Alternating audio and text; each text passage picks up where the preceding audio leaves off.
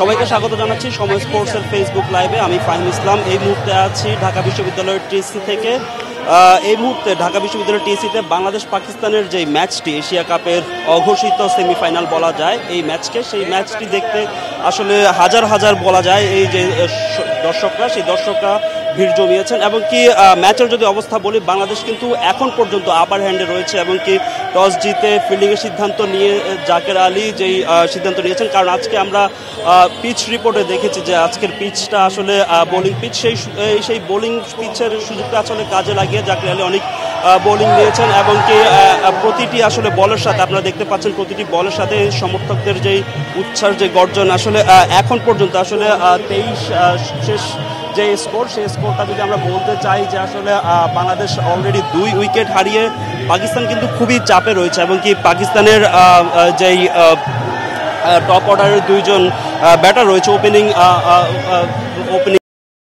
দিয়েছেন এবং কি বাংলাদেশের সেকেন্ড যে উইকেটটি আসলে পাকিস্তানের নিয়েছেন বাংলাদেশের শেখ মেহেদী, তিনিও কিন্তু আসলে গত ম্যাচে ভারতের বিপক্ষে যে ম্যাচটা, সেই ম্যাচটাতে আসলে ছিলেন না, কিন্তু তিনিও ফিরেছেন এবং কি ফিরে আসলে যে স্পিনিং যে উইকেট, সেই উইকেটে আসলে ফয়দা লুটে কিন্তু শ্যাম আইয়ুবকে ফিরিয়েছেন। শেষ পর্যন্ত আসলে মুহূর্তে যেই ব্যাটসম্যানরা আছে তারা কিন্তু বেশ চাপে আছেন এবং কি অন্যান্য যারা, এবং কি আমরা দেখতে পাচ্ছি যে আসলে যেই ঢাকা বিশ্ববিদ্যালয়ের যে টিএসসির যেই প্রান্তরে, সেখানে কিন্তু আসলে বাংলাদেশের প্রতিটি ম্যাচই কিন্তু আসলে দেখানো হয় বড় পর্দায়। সেখানে ঢাকা বিশ্ববিদ্যালয়ের শিক্ষার্থী সহ যারা রয়েছেন তারা কিন্তু আসলে উপভোগ করেন। সেই উপভোগটা আসলে কিন্তু সেই উপভোগ করতে কিন্তু আসলে সমর্থকরা বাংলাদেশ দলকে সমর্থন যোগান। এখানে আসলে দুবাইয়ে যেই আজকে যে খেলাটি হচ্ছে, সেই খেলাটি কিন্তু আসলে বাংলাদেশের জন্য এশিয়া কাপে টিকে থাকতে ডু অর ডাই ম্যাচ। কারণ এই ম্যাচটা হারলেই কিন্তু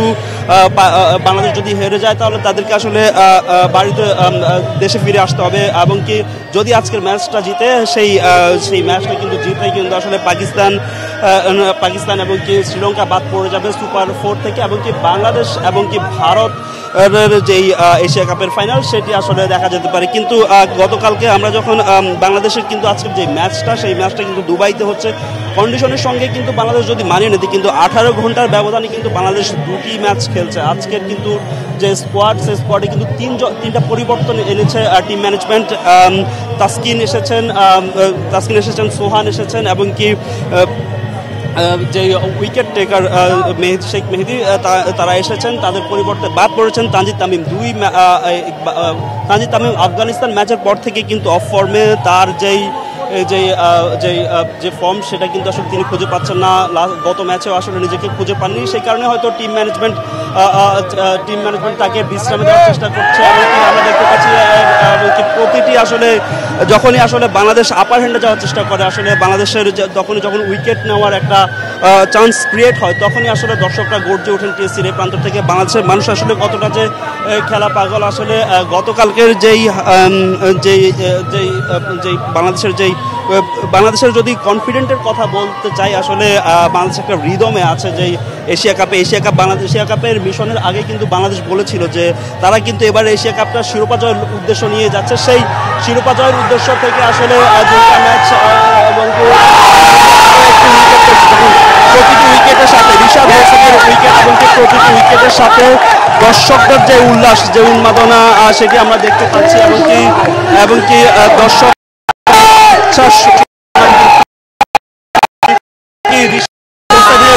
যেই বোলিং, সেই বোলিং থেকে আরো একটি উইকেটের পতন পাকিস্তান চাপন আসলে এখানে বাংলাদেশের যে গর্জন, সেই গর্জন দর্শক সেই গর্জন দেখতে পাচ্ছি। ঋষাদ হোসেন কি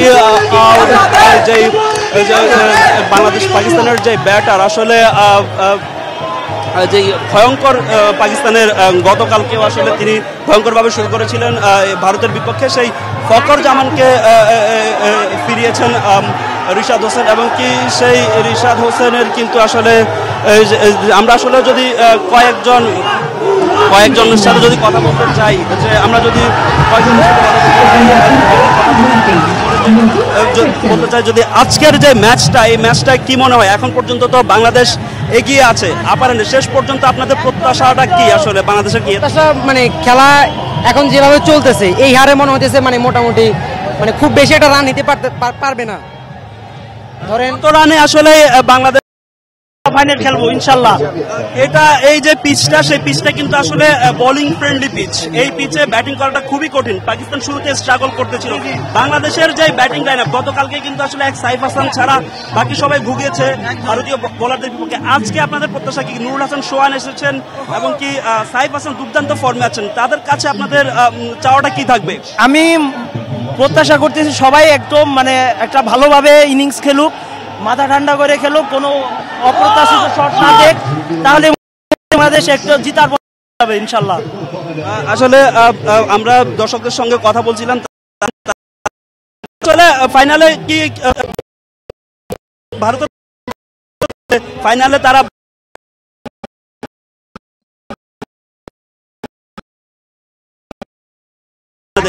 বাংলাদেশ পাকিস্তান দুজনই সমানই খেলছে, কেউ ইন্ডিয়ার বিপক্ষে জিতে নাই। এখন মনে করেন বাংলাদেশকে যাচ্ছে, বাংলাদেশ পাকিস্তান থেকেও ভালো খেলে। ইন্ডিয়ার সাথে প্রতিটা ম্যাচে বাংলাদেশে কিন্তু প্রতিপক্ষ একদম টাইটাই খেলা হয়েছে, কিন্তু কালকে ব্যাটিং দুর্দশার কারণে কিন্তু অত ভালো হয়নি, কিন্তু বোলিং কিন্তু হয়েছে। তো আজকে যদি আমরা জিতে ফাইনাল যাই ইনশাল্লাহ জিতার একটা চান্স আছে বড়। আসলে আমরা দেখতে আরেকজন দর্শকের সঙ্গে যদি কথা বলতে চাই, আমরা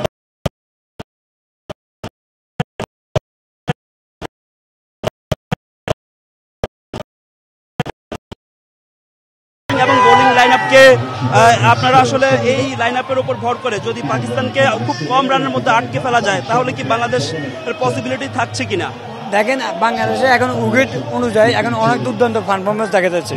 আমার টার্গেট আপনার 145-40 ভিতরে যদি ওদেরকে আটকে ফেলতে পারে, আর বাংলাদেশের ওপেনিংটা যদি আরেকটু স্ট্রংভাবে হয় আজকে, তাহলে কি এই রানটা চেস করা ওদের পরে পসিবল হবে।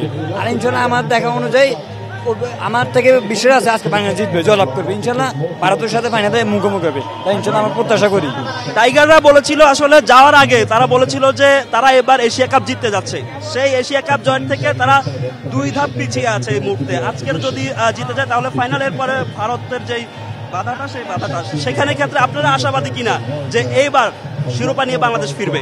দেখেন ভারতের সাথে ওরা সারা বিশ্বের অন্যতম বড় শক্তিশালী টিম, ওদের সাথে কম্পিটিশন করতে হলে আমাদের বাংলাদেশটা খেলতে হবে অন্যরকম ভাবে।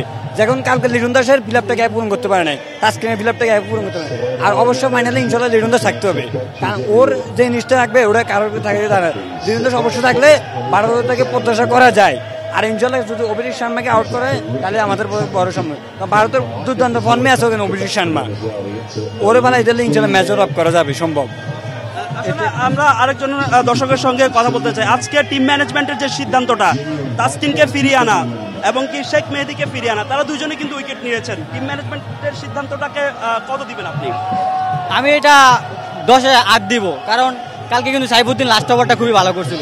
তো আমার মনে হয় সাইফুদ্দিনকে রাখা উচিত ছিল, কারণ সাইফুদ্দিন কালকে 2টা ওভার মার করেছে, বাট লাস্ট ওভারটা খুবই ভালো করছিল।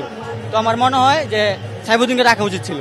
আরেকটা কোশ্চেন আপনার কাছে আমার যদি থাকবে যে গতকালকে জাকের আলী যদি যে ক্যাচটা আসলে অভিষেক শর্মার যে ক্যাচটা যদি মিস না করতো তাহলে ফলাফল অবশ্যই ভিন্ন হতে পারতো। আমরা জাকির আউট, টিমটা একটু মানে টিমের ইয়াটা নষ্ট হয়ে কম্বিনেশনটা নষ্ট হয়ে গেছে, তাই আমরা ম্যাচটা হারছি। আর কালকে যদি সাইফ হাসানের সাথে যদি একটা প্লেয়ার থাকতো তাহলে আমরা 100% কালকে ম্যাচ জিতাম, 100% ম্যাচ জিতাম। কালকে আমরা সাইফ হাসানের সাথে একটা প্লেয়ার ভালো খেলবো। বোলিং লাইনআপেরটা বলছিলেন যে ব্যাটিং বোলিং এরটাও বলেছেন আপনি, ব্যাটিং এরটাও বলছেন ব্যাটিং ব্যর্থতা। আজকের ব্যাটিং ব্যর্থতাটা কি আসলে ব্যাটিং ব্যর্থতা, সে ব্যর্থতা কাটিয়ে উঠবে কিনা টাইগাররা?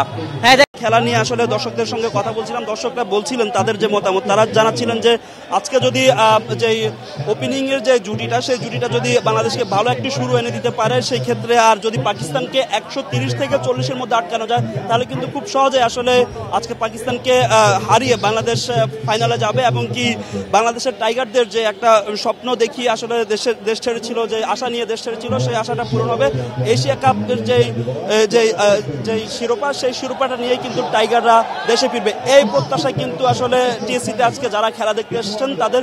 তো টিএসসির বড় পর্দার খেলা নিয়ে এই ছিল আমার কাছে সবশেষ খবর।